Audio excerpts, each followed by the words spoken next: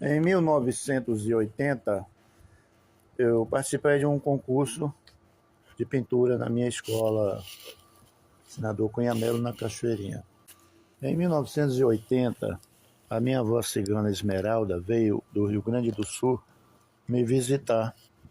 Na época eu tinha 14 anos e já estava começando a minha vida artística, fazendo litofrotagem em cima da placa de gesso que eu entalhei. Fazia milhares todo ano e distribuía a amigos, professores, parentes e a quem quer que gostasse do meu trabalho. A minha avó Esmeralda, nessa viagem que ela fez do Rio Grande do Sul para o Amazonas, ela trouxe um baúzinho e dentro desse baú tinha um caderno onde estava escrito toda a minha genealogia. Foi nessa época que eu descobri que o homem que vivia com a minha mãe não era meu pai biológico, era um padrasto. A minha avó Esmeralda me deu de herança do clã Avalon Picão um caderno que estava escrito toda a nossa história, toda a nossa genealogia, um par de sinos que veio lá do Tibete ou da Índia, um par de adagas que veio do Egito, e mais incenso, perfume, brincos, colares, pulseira, um livrinho de metal que estava escrito o nome de todos os meus antepassados.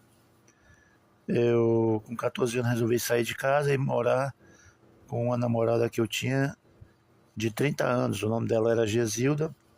E nós viajamos de Manaus. Nós viajamos de Manaus e fomos morar em Rio Branco, no Acre. Lá eu vivi com a Gesilda até os 17 anos, quando eu viajei para Belém, no Pará. Lá eu me alistei na Marinha de Guerra. Já estava há um ano na Marinha de Guerra, na função de soldador.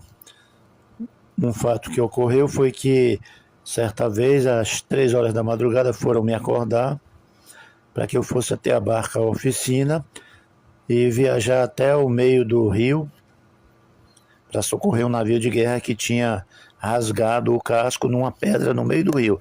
Isso às 3 horas da manhã.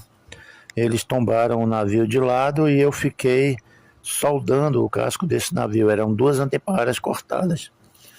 Trabalhei até mais ou menos às 5 horas da tarde, sem comer, só trabalhando direto para terminar, porque eu era mais jovem e o outro soldador, que era um cabo, ele era muito gordo, ele não cabia entre as 2 anteparas.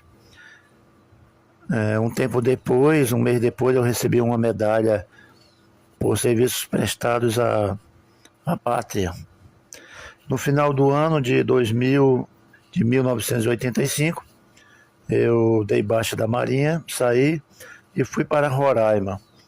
Lá em Roraima, eu frequentava a Praça do Garimpeiro e fui recrutado para ir para os garimpos da Tríplice Fronteira, Brasil, Venezuela, Guianas.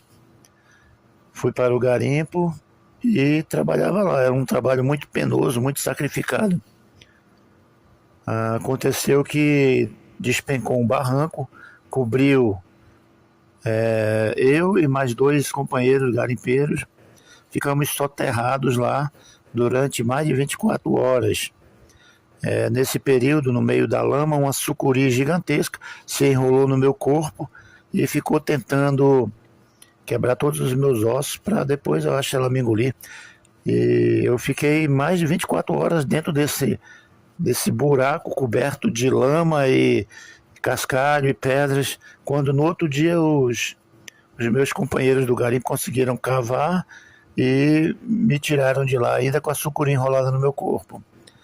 Infelizmente, os outros 2 companheiros morreram.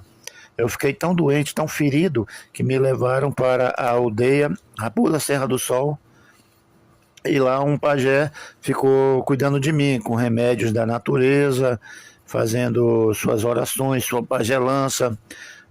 E depois de uma semana que eu comecei a melhorar. Nesse meio período eu me encantei com a Macuxi, de nome Lavínia Macuxi. E ficamos assim, namorando.